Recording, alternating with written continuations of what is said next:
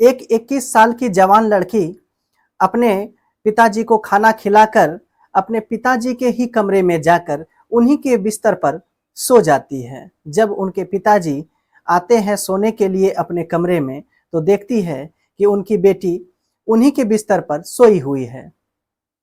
पिताजी अपनी बेटी को जगाती है और कहती है, क्या बात है, आज तुम्हारी तबीयत ठीक नहीं लग रही है क्या? तभी बेटी कहती है, नहीं पिताजी, मेरी तबीयत भी ठीक नहीं लग रही है और मुझे डर भी लग रहा है, मुझे यहीं सोना है। पिताजी फिर कुछ देर के बाद कहता है, ठीक है, कोई बात नहीं, सो जाओ। दोस्तों, उसी बिस्तर पर पिताजी और बेटी दोनों सो जाती है।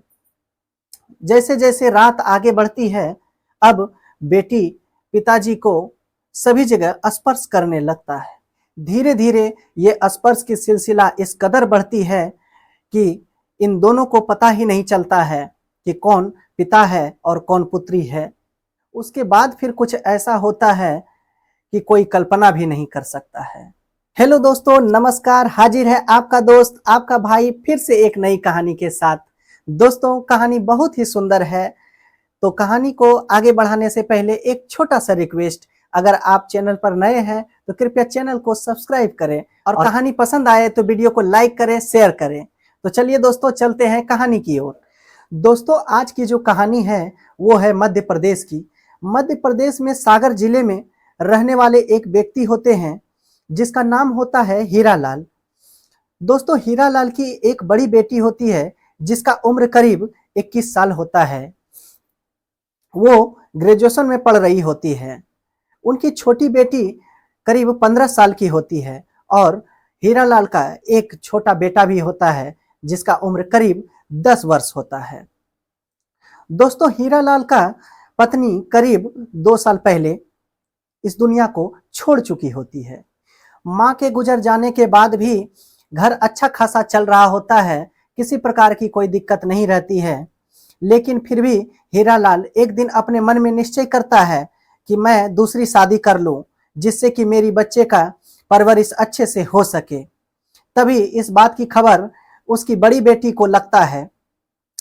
लड़की सोचने लगती है कि पता नहीं पिताजी दूसरा शादी करना चाहते हैं, अब क्या होगा, कैसी आएगी वो, हम लोग को कैसी प्यार करेगी नहीं करेगी, आगे क्या होगा, ये सब सारी बातें उस लड़की के दिमाग में चल रही होती है। और एक दिन जब वो अपने कॉलेज जाती है तो अपनी सहेली से लड़की सारी बात बताते हैं और कहती है कि मेरे पिताजी शादी करना चाहते हैं, क्या ये सही होगा? तभी उसकी सहेली कहती है, देखो, तुम्हारे पिताजी जो शादी करना चाह रहे हैं वो सिर्फ अपनी शारीरिक भूख मिटाने के लिए करना चाह रहे हैं बस, और इसके सिवाय उन्हें किसी चीज की कोई कमी नहीं है। क्यों ना तुम ऐसा करो, अपने घर को अच्छे रखने के लिए एक काम कर सकती हो। लड़की कहती है, क्या? उसकी सहेली कहती है, क्यों ना तुम ही पिताजी के साथ हम बिस्तर हो जाती हो। दोस्तों, ये बातें लड़की के दिमाग में बैठ जाती है और फिर वो अपने घर आती है, खुद खाना पीना बनाकर खाती है, अपने पिता को भी खिलाती है और फिर अपने ही पिता के कमरे में पिता के ही बिस्तर पर जाकर सो जाती है।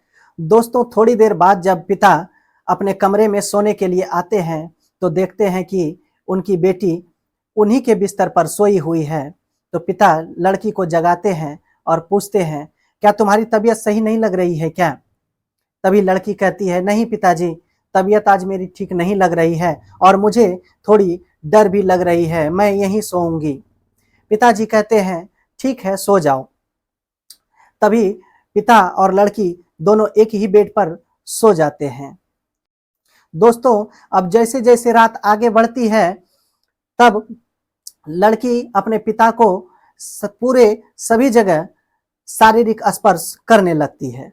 ये स्पर्श का सिलसिला कुछ देर ही चल रहा होता है। तभी दोनों ये बातों को भूल जाते हैं कि कौन पिता है और कौन बेटी है। दोस्तों, फिर कुछ ऐसा होता है जिसकी कल्पना भी नहीं की जा सकती। दोनों पिता और बेटी के बीच बन जाता है अवैध संबंध। फिर उस दिन के बाद ये दोनों आपस में और भी आगे दिन अवैध संबंध बनाते रहते हैं। इन्हीं दिनों के बीच एक दिन लड़की प्रेग्नेंट हो जाती है। दोस्तों, इतना जानने के बाद लड़की अब सोचने लगती है कि अब क्या किया जाए, ये क्या हो गया। अब तो अगर समाज जानेंगे, बाहर घर के कोई और भी जानेंगे तो बहुत बड़ी बेइज्जती होगी, मेरे पिताजी का भी और मेरी भी। मैं तो कहीं की नहीं रहूंगी, मैं तो मुंह दिखाने के काबिल भी नहीं रहूंगी और मेरे पिताजी भी कहीं सर उठा करके भी नहीं चल पाएंगे। और फिर लड़की और उसका पिता ये फैसला करता है कि बच्चे को गिरा दिया जाए, इसका अबॉर्शन करवा दिया जाए। और फिर वही होता है, इसका अबॉर्शन करवा दिया जाता है। लेकिन बच्चा गिरा देने के बाद भी ये दोनों के बीच में सिलसिला अभी भी जारी रहता है। और फिर धीरे धीरे एक दिन आस पड़ोस के लोगों को भनक लग जाती है। तभी लड़की काफ़ी टेंशन में आ जाती है और ये सोचने लगती है कि अब क्या करे, लेकिन उसके दिमाग में कुछ भी समझ में नहीं आ रहा होता है। फिर वो सोचती है अब मेरे पास मरने के सिवा कोई उपाय नहीं है। तभी वो लड़की फांसी के फंदे में लटक कर फांसी लगाकर जान दे देती है। फिर जैसे ही लोगों को पता चलता है कि लड़की फांसी के फंदे में लटक कर अपनी जान दे दी है, तभी लोग पुलिस को फोन करते हैं। पुलिस आती है और लाश को अपने हिरासत में लेती है। लाश को अपने हिरासत में लेने के बाद पुलिस जब पूछताछ करती है, छानबीन करती है, तो पता चलता है कि दोनों पिता और बेटी के बीच में ही अवैध संबंध था और इसी इज्जत को बचाने के लिए, पिता की इज्जत को बचाने के लिए लड़की अपनी जान दे दी है। दोस्तों, लड़की के पिता को पकड़कर पुलिस जेल भेज देती है। तो दोस्तों, ये थी हमारी आज की कहानी। आपका क्या कहना है इस कहानी के बारे में कमेंट बॉक्स में जरूर बताएं।